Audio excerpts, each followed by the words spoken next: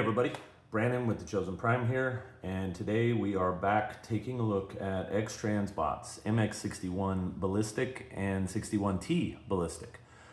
This is the animation and toy accurate versions of their take on 1987 Targetmaster misfire with Aimless. So first things first, I just want to kind of show you some differences here with the box. We got, this is your animation accurate box for the standard version. And you kind of got the normal backing on here. You got your file card here. Standard KFC box, XTransbots box. On the youth version, this is kind of the look they've been going for lately, which I like. I do like these boxes a little better. If I'm being honest, kind of got a little retro vibe to them, a little better. Still same backing. I just like the look on the retro box just a little better. So now that we've kind of taken a look at those, let's take a look at the figures here. This is your animation version. I've got it in alt mode right now, so we can take a look at it in alt mode. Very clean, just a really nice clean take on misfire, very accurate looking. Everything fits together good and tight. There's a good place and fitment to everything. You can kind of see the back of the jet mode here like this. Everything on here is really nice looking and sleek. So these were obviously very futuristic looking jets. So everything needs to, the lines need to hold pretty well. And I think they do that. You got your downswept wings here with the forward sweep, little bit of an angle there that you can see. Your tail fins, those can be adjusted. So if you want more of an angled look like that versus like a flat look here, you can do either one. They give you that option. So nice little add-on there. The next thing we can take a look at here is Aimless. So this guy surprised me, to be honest with you. This thing is really nice, really great paint on it, metallic. But the big thing that surprised me on it is the entire thing is basically die cast. It's very heavy and very nice. So what we'll do here, I'll show you the robot mode. This thing is nice. There's two things that I wish they would have gone ahead and done with it. One of them, I wish they would have put some sort of hip articulation, because the hip is stationary, so you can't tilt it out to kind of aid him in standing or just giving him a different pose also. The other thing I'd like to have is some additional ankle tilt. They kind of built in this factory, kind of slope that we've seen on other figures. That would have been nice to have that. But all in all, they got a really nice Targetmaster. This is by far the best Targetmaster that I would say anybody's made so far, by a considerable margin. We can take a look at his detail there in articulation. I mean, you got, obviously this way has to be full. Arm, same thing, can go all the way up, no problem. Elbow articulation, 90 degrees. So good figure, good paint detail. Even the face, I know I can't get it really good here, but the face is very detailed inside too.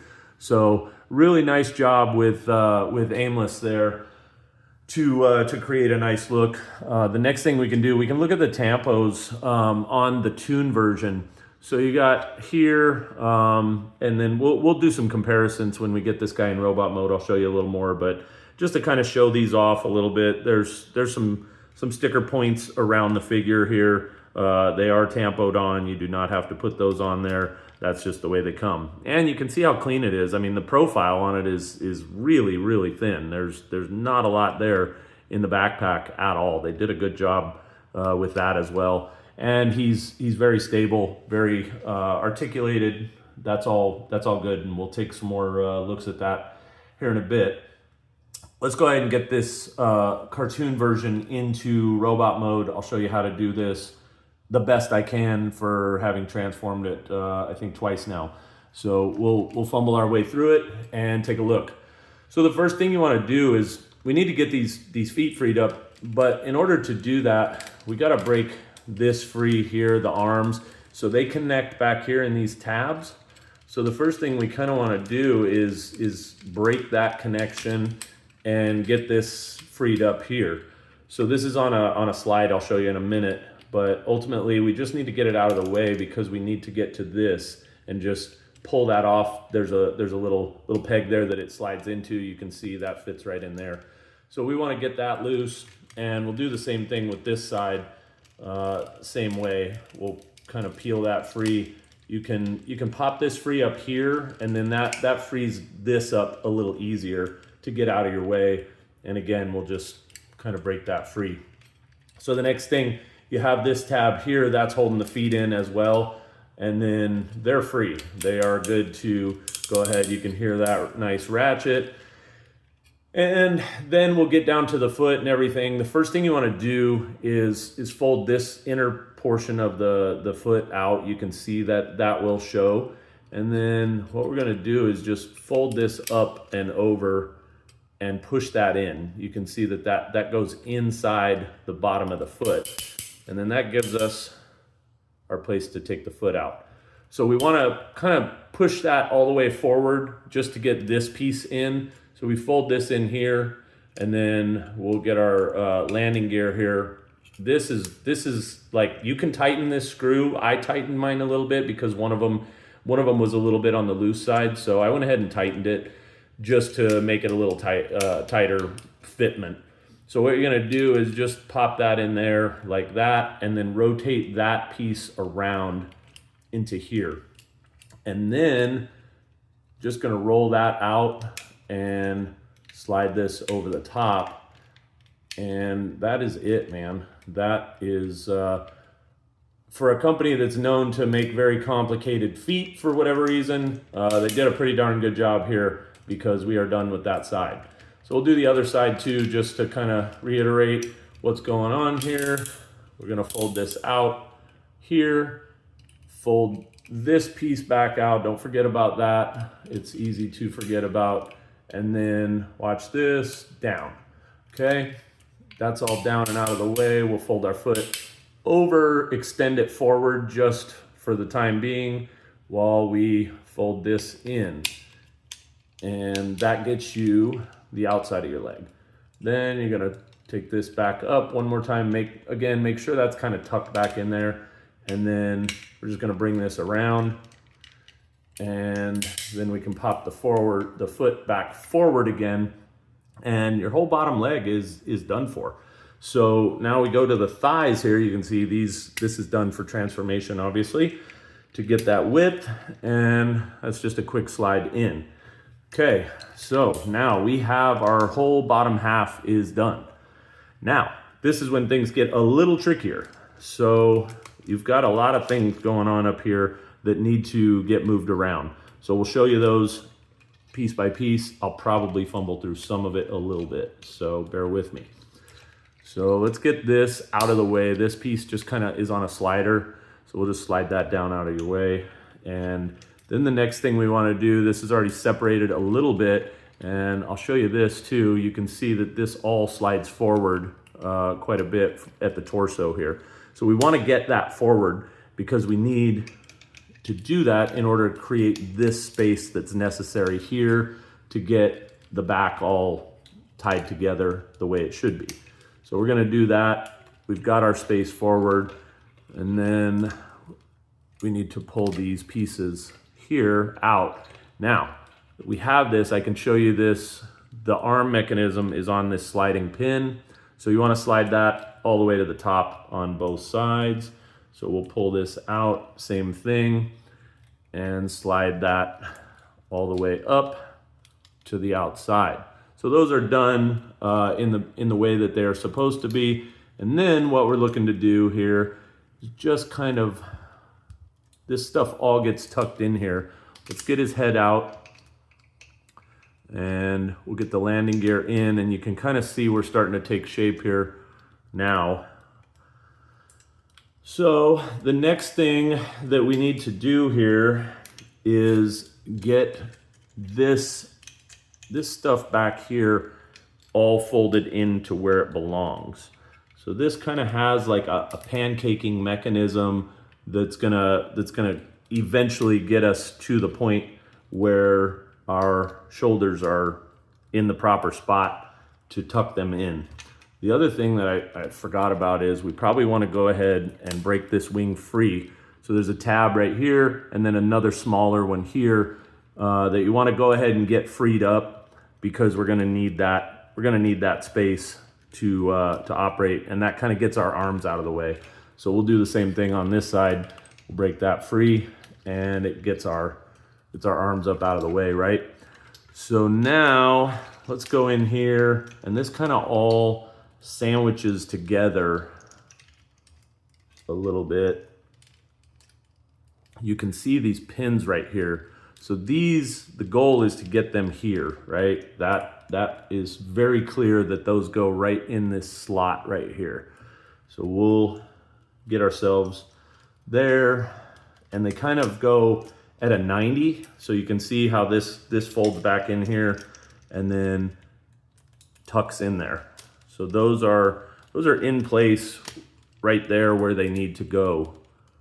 And then what we're gonna do, that's where you get this piece all kind of tabbed together now.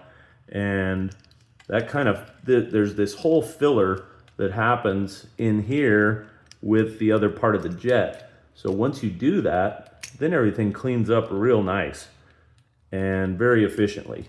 So this side, we'll do the same thing. We'll get it cleared in here and then tab it in place. So then your side fillers are actually tabbed in place. They're stuck there. So that works out outstanding. This is the part that can be a little bit tricky because we have these little winglets back here. And this is probably the one thing on this figure that I'm not a huge fan of, is these little, let me try to show them to you in a different angle, since he's all, you can just see this little piece that you have to deal with. And rather than, I'm sure there was a reason why it couldn't be part of the bigger reverse wing here, but it's kind of a pain. So we'll move these out of the way. Ultimately, this is going to go here, and these little winglets have to go back on the other side. So I'm gonna kind of fumble my way through getting these in place and getting this all tabbed down in here. But you've got to clear these back on the back side. So that's what we're trying to do with those wings. And then that gets us where we need to be. And before I forget about these, which I already have done, let's go ahead and pop these back out. So they're a little tricky to get a hold of in there. So they need to come up like this, right? To give you your wings on the back, so to speak. So we're gonna leave those. I'm gonna leave those there for a second while I get this clear, and then this piece is gonna tuck down in here. So you've got space in there for this to go all the way underneath the head and shoulder area. So once that's down there, and these are popped in the back where they're supposed to go, then we can kind of make sure that everything's down in place. We got something not in place here, so let's see what we got. One piece that's keeping this from popping all the way in, so let's try to figure out what that is. Apologies, like I said, I'm learning as we go here. So these to the inside. Again, this one's gonna, and these are on a slider too. These front winglet pieces are on a sliding mechanism as well. And this kind of creates like the false cab on the back, and there's a tab that this goes into. So I think we're good there. We just got to get this tucked in, and maybe it's our landing gear that's in the way. It's possible. And then Get that down. And now we're in place. So everything now is in place for misfire. And then all you're gonna do is extend the arm out here, and we'll go ahead and pull this hand out. And good hand on these guys. We'll touch on this a little more, but I like the way that they're doing their hands now. You got the one pointer finger that is separate, and then everything else is together. So I'm gonna pull this one down, and I'm just gonna leave that there for the time being, just to be able to show you guys what's going on with the Targetmaster setup. So we got misfire and misfire. Let's take a quick look at the differences. So you see the tampos all the way throughout. It's really just a matter of if you want that animation look or if you want the toy look. And then on the back side here, if we take a look, we've got some more tampo work on the back. The other distinct difference is the head, and that you have to decide which one you like. The toy version has this more gray face in here, you can see, and then it comes with this kind of white face also that's the more stoic look. Different eye colors too. They went blue eye and red eye, so you can see that. And then with our animation one, we've got just basically two separate faces. This one's kind of a snarling face. This is more stoic and standard. So you have to decide color-wise. I think they're identical. From my eyes, they are identical. So you have to decide which one you like better there. And then it's about the accessories. If you need the can of Mega Soda, you gotta go with the toy version. That's the only way you're getting the Mega Soda. And this is all that comes with them. So that's really the deciding factors there of what you like. Just for reference sake, let's go ahead and put this guy in the middle here. And we've got our G1 misfire here. And color-wise, they're pretty darn close. Obviously, with the metallic, you get a lot of different shading and different lighting. So that's something that you're gonna see different in different lights and different shades. Let's go ahead and install this Targetmaster on here. And again, this guy's really heavy. So I was impressed that we can sit there and hold that at a high, any kind of angle at all, without having too much trouble to hold that up. And I like that system. I like the Targetmaster not in the hand and it more attached to the robot itself. I think that's just a cool look and just a nice take. It's cleaner and I just dig it. It fits good, it fits tight. Again, shoulder's good. So you can kind of decide which type of look. He can hold it in his hands, and I did that. It's a little bit harder to do it, but the fingers and the way that they've done their hands on these new units is tight enough in order to hold it. Let me set him up like this.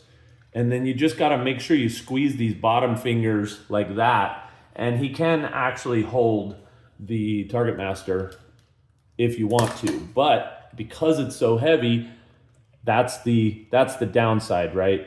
Is the weight of it. And you have to make sure that it's really tight in the hand. And you're almost better off if you were going to do something like that, that's okay. I think the weight of it causes it to want to fall forward too much in the hand though. So I would say if you were pointing the hand straight out in the pose that you had it in, it's probably not gonna work as well. But you can go either side with the peg system.